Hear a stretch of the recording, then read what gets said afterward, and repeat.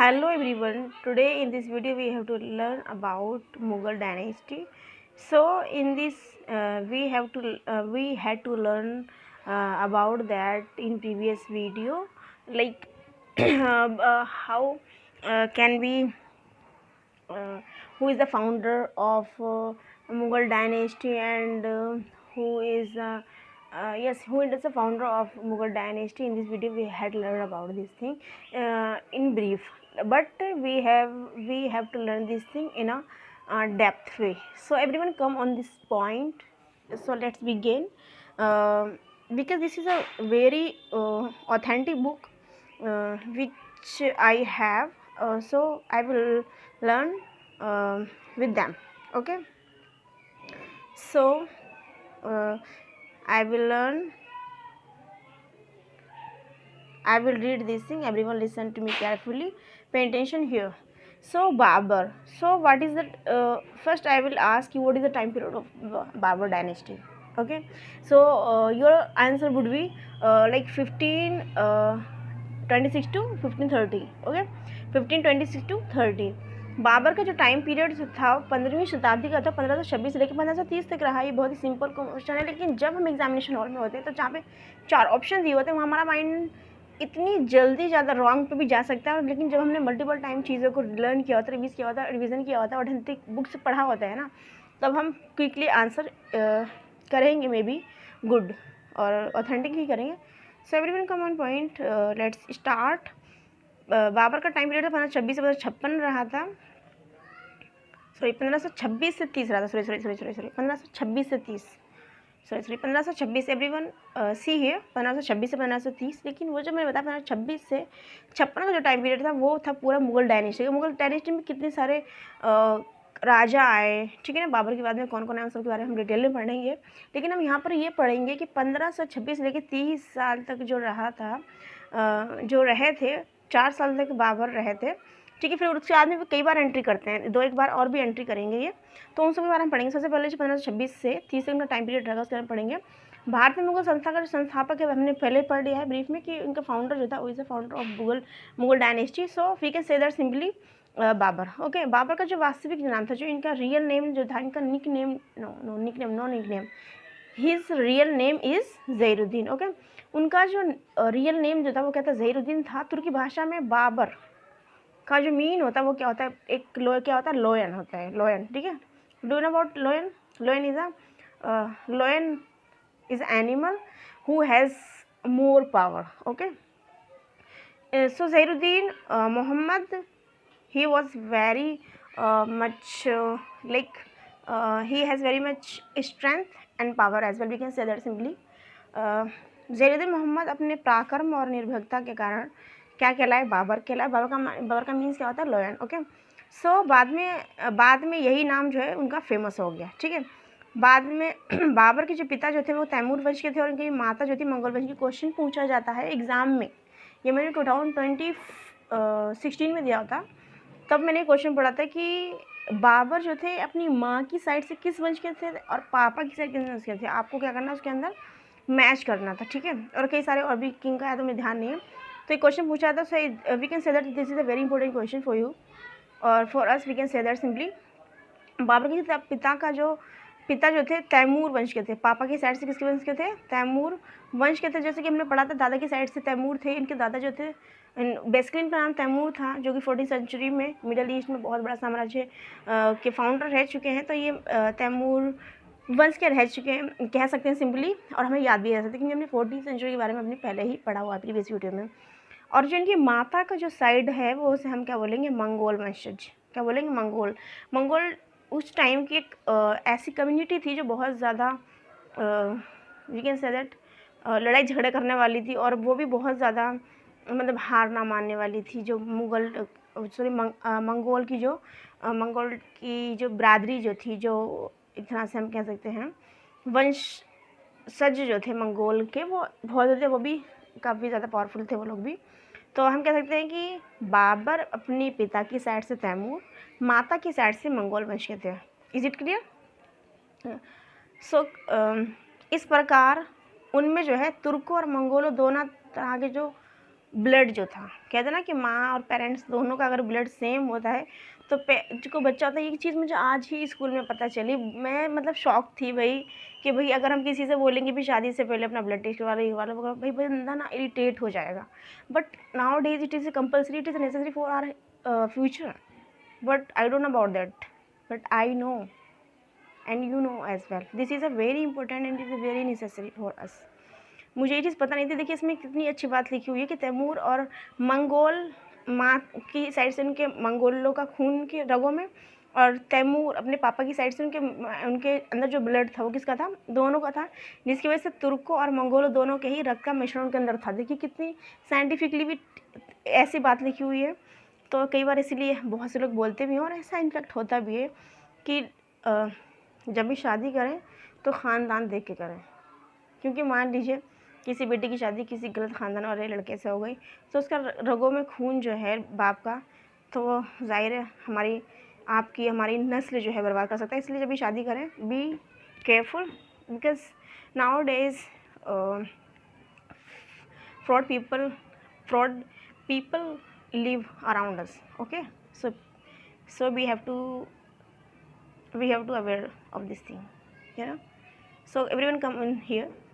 सो हमने पढ़ा कि उनके रगों में जो था दोनों का ब्लड था।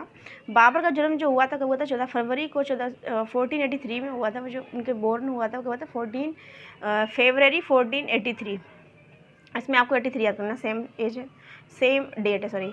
फरगना के एक छोटे से राज्य में हुआ था, जो कि फरगना उज़्बेक उनको निकाल दिया था बाबर को कि भाई काफ़ी विवाद भी हुआ था चीज़ के लिए कि भाई ये तो मेरी ददियाल है, मेरा जो पैतृक गांव उन्होंने उज़्बेकों ने निकाल दिया कि पावरफुल थे वो लोग, उन्होंने उज़्बेकों ने उनको निकाल दिया था, जो कि अब उज़्बेकिस्तान में है। उज़्बेक क्योंकि वहाँ पर उज़्बेक लोग रहा करते, उनको निकाल दिया फरगना से, तो जाहिर है उसका जो नेम वो डालेंगे, अपने नेम से जुड़ा हुआ डालेंगे, क्योंकि वो they are very powerful on those days. So we can say that simply जो है उज़्बेकिस्तान में है, उज़्बेकिस्तान में क्या है, फरगना, और उज़्बेकों ने ही बाबर को निकाला था वहाँ से। उसके बाद 1504 में जो है उन्होंने कांधार जीता था, ये मैंने आपको पढ़ाया था प्रीवियस वीडियो में। बाबर ने जिस नवीन वंश की जो स्थापना बाबर ने जिस नवीन वंश की नींव डाली वह तुर्की नस्ल थी। क्या थी बच्चों, तुर्की नस्ल थी। तुर्की नस्ल का चगतई वंश था। अब वो तुर्की नस्ल जैसे तैमूर इनके दादा थे, तो चगतई वंश था इसका भी पार्ट डिवाइड हो गए कई सारे। तो चगतई वंश था जिसका नाम चंगेज खां के द्वितीय पुत्र के नाम पर पड़ा।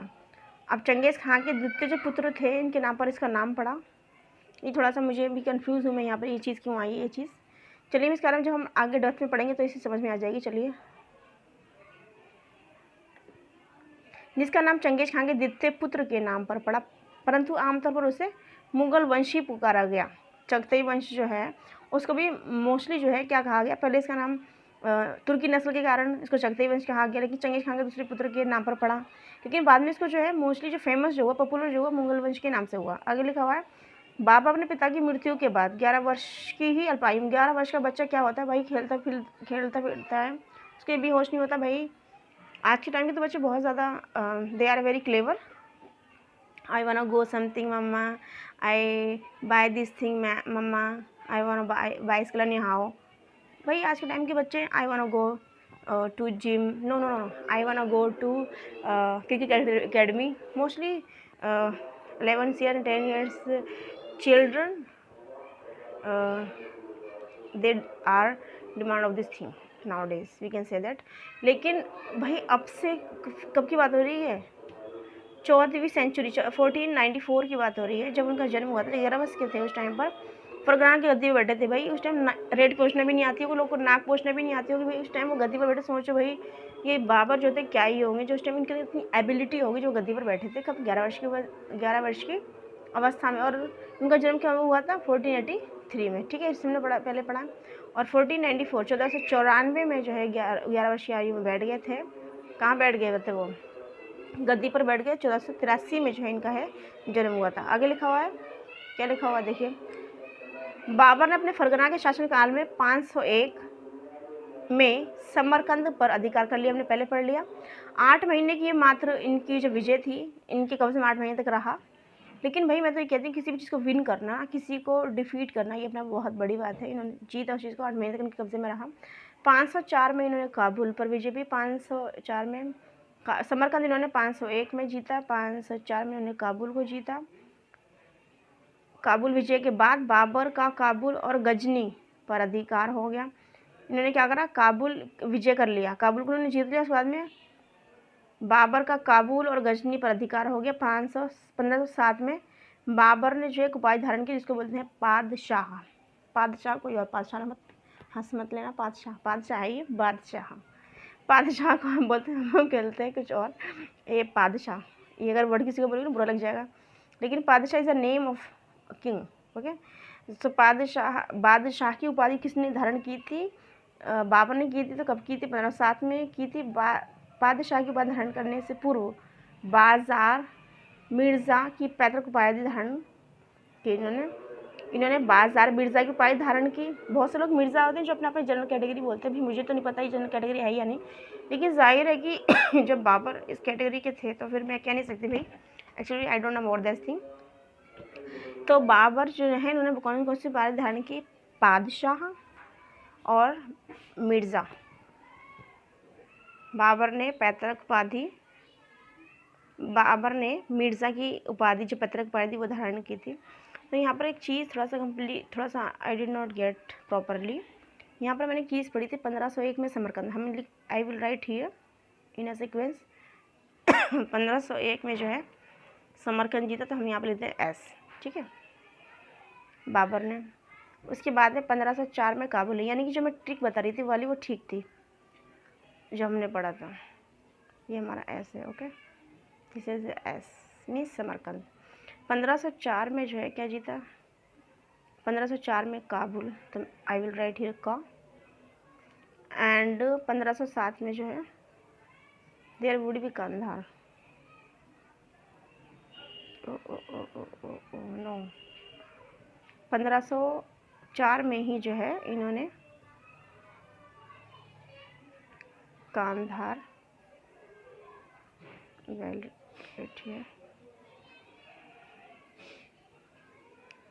Kandahar plus there is a Kabul विजय,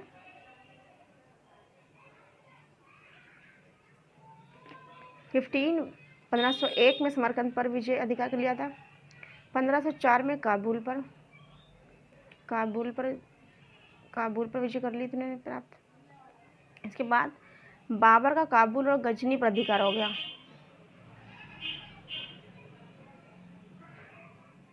काबुल के साथ में गजनी, काबुल और गजनी पर जो है इनका अधिकार हो गया।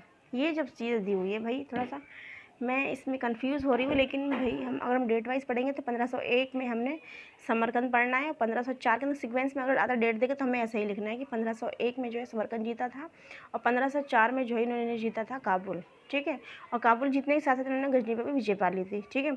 लेकिन अब हमारा क्वेश्चन देखना है किस तरीके से आता है, लेकिन जब हम डीप में जाके पढ़ेंगे तो इससे हमारा ईजी हो जाएगा। एक बार दोबारा से आते हैं, everyone come on point here, we will read this thing like Babur जो है 1526 से 30 तक रहे थे। इनका जो हमने पढ़ा ज़हीरुद्दीन का रियल नेम था, इनका जो बाबर का नेम होता है, बाबर का ज़मीन होता है वो होता है बाग, और ये बहुत ज़्यादा पराक्रमी थे। हमने पढ़ा था अपने पापा की साइड से ये जो थे तैमूर वंश के थे, और अपनी मम्मा की साइड से ये मंगोल साइड के थे, जिसकी वजह से इनका जो ब्लड था वो ज़्यादा क्या था, बहुत हम कह सकते हैं कि पराक्रमी थे, और ना ही किसी डरने वाले थे, ठीक है, निर्भीक थे। इनका जन्म जो हुआ था वो बहुत ज़्यादा इंपॉर्टेंट है, कब हुआ था, 14 फरवरी 1483 में हुआ था। कब हुआ था, 14 फरवरी 1483 में हुआ था। 14 फरवरी को आप किसी और चीज़ पे ध्यान रख सकते हैं, क्योंकि उस दिन क्या होता है आपने बताइए कमेंट बॉक्स में। 14 फरवरी को से 14 फरवरी 1483 का जन्म हुआ था। कहाँ हुआ था, फरगना में, बताया था, उस उनको निकाल दिया था, उनका पैतृक गाँव था, वहाँ पर हुआ था। बाबर ने एक नवीन वंश की जो स्थापना की थी, नवीन नींव डाली थी, जिस वंश की स्थापना की थी इसको, वह तुर्की की नस्ल थी, उसका नाम जो था चगताई वंश रखा गया था, जो कि चंगेज खां के द्वितीय पुत्र जो थे उनके नाम पर रखा था। लेकिन जो फेमस जो नाम हुआ था वो इसी वंश का, मुगल वंश के ही नाम से ज़्यादा फेमस हुआ था। बाबर ने अपने पिता की मृत्यु के बाद में, जब तो 1483 में का जन्म हुआ, उसकी मृत्यु के 11 साल बाद, यानी कि जब वो कितने थे, 11 वर्ष के थे, ठीक है। और 1494 में जब 11 वर्ष के थे, इनको गद्दी पर बिठा दिया गया, बैठ गए, क्योंकि they have very much courage and many more. Okay, so Babur ने अपने फरगना शासन में 508 में जो है समरकंद जीता था, और 504 में इन्होंने काबुल जीता था, उसके साथ साथ गजनी भी जीत लिया था, ठीक है। और 1507 में इन्होंने बादशाह की उपाधि धारण की थी, और इसके साथ में उन्होंने अपनी पैतृक उपाधि, इसको बोला गया करते हैं मिर्ज़ा, उसको भी इन्होंने धारण किया था, हमने पढ़ा था इसके बारे में। तो इन्होंने 2 उपाधि धारण की थी, मिर्ज़ा और बादशाह, ठीक है। इन्होंने, और इनका जन्म हुआ था 14 फरवरी 1483 में, और इन्होंने जो है 11 वर्ष की एज में जो है ये बैठ गए थे। अगर आपको 1483 भी ध्यान है तो उसके अंदर 11 साल ऐड कर देंगे तो आपका आंसर 1494 तब भी आ जाएगा। तो इसलिए आपको डेट जो है, डेट ऑफ बर्थ है, वो ध्यान होना बहुत ज़रूरी है।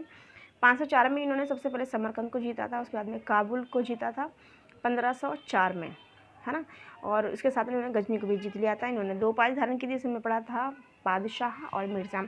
इन this video we have to learn this thing about Babur in depth. So I will meet you in the next video. Take care. Till then, bye bye.